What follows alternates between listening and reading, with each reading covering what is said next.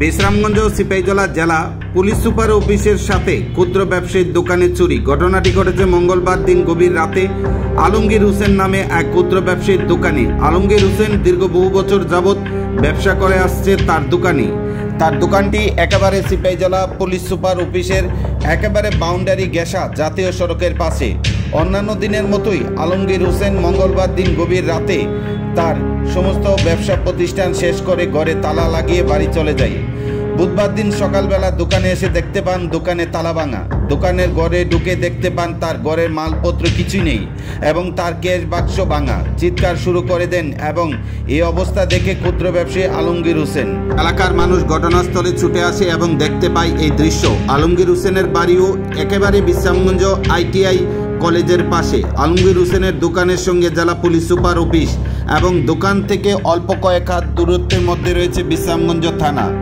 এই high security জোনে কিভাবে হানা দিল চোরের দল সেটাই বুঝে উঠতে পারছে না এলাকাবাসী সহ ক্ষুদ্র ব্যবসায়ী আলমগীর হোসেন। বুধবার বিকেল 4টায় ক্ষুদ্র ব্যবসায়ী আলমগীর হোসেন জানান, গতকালকে দুর্গাপুজো উপলক্ষে 30,000 টাকার মালপত্র তুলেছিলেন দোকানে এবং ক্যাশ বাক্সে ছিল প্রায় 5,000 টাকার মতো।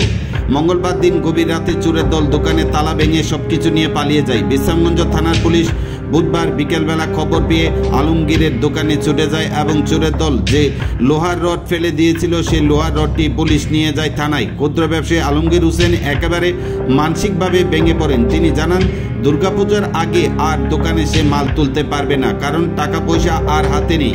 দুর্গাপূজা উপলক্ষে গতকালকে সমস্ত টাকা দিয়ে সে মালপত্র ক্রয় করেছিল। দোকানে পুজোর দিনগুলোতে কেনাবেচা করবে, সব নিয়ে গিয়েছে চোরের দল। সিপাহীজলা জেলা পুলিশ সুপারের উদ্দেশ্যে আবেদন জানান আলমগীর, যাতে করে SP সাহেব অত্যন্ত পক্ষে এই ঘটনাটি সুষ্ঠু তদন্ত করার নির্দেশ দেন বিশ্রামগঞ্জ থানার পুলিশকে। কি হয়েছে ভাই তোমার দোকানে?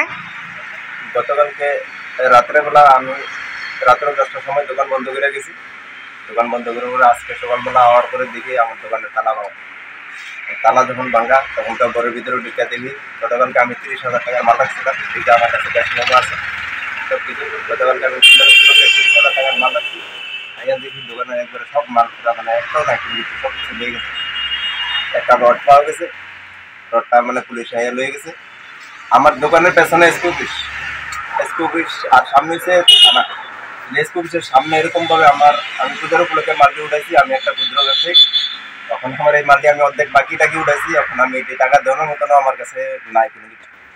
আমার সব কিছু মানে লেগে গেছে। আর এখানে ট্যাবলেট পার্টি অনেক ট্যাবলেট পার্টি মানে ট্যাবলেট এমনভাবে বাড়ছে সারাদিন, মানে ট্যাবলেট ওপেন বেস হইতেছে, এটি কোনো মানে অ্যাকশন নেওয়া হইতেছে। SP অফিসের সামনে এরকমভাবে দোকানের ভিতরে কীভাবে চুরি হয় বা কীভাবে ওরা আমি একটু সুস্থ মানে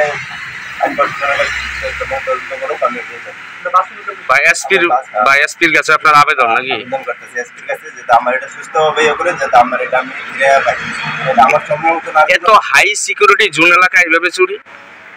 পেছনে আপনার দোকানের পেছনে তো SP অফিস, দোকানের পেছনে SP অফিস, সামনে আবার থানা।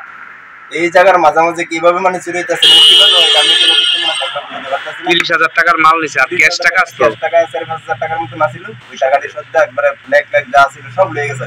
আমার কাছে ক্যাশ মেমো আছে। আমি গতকালকে যে 30,000 টাকার পুজোরগুলোকে মাল কিনেছি। আপনার নামটা কি দাদা? আমার নাম হচ্ছে আলমগীর হোসেন। আপনার বাড়ি হচ্ছে মানে SP অফিসের লোকে, SP অফিসের সামনে আমরা বাড়ি। ITI কলেজের লোকে আমার ঘর। এটা আইন প্রশাসনের কাছে, SP স্যারের কাছে আমি একটা মানে অনুরোধ করতেছি যাতে আমার এটা মানে সুস্থ তদন্ত করে। এটাই আমার বক্তব্য। বিশ্রামগঞ্জ থানা আইসনি? বিশ্রামগঞ্জ থানা আসছে। থানা হওয়ার পরে থানা এসে এখানে একটা রড পাওয়া গেছে। এই রডটা দিয়ে ভাঙছে এটা, আর এই রডটা দিয়ে ভাঙছিল। এই যে থানাটা এটা ব্যাংকে সেটা তারপর যা আছে মানে সবকিছু লেগে গেছে দোকান থেকে।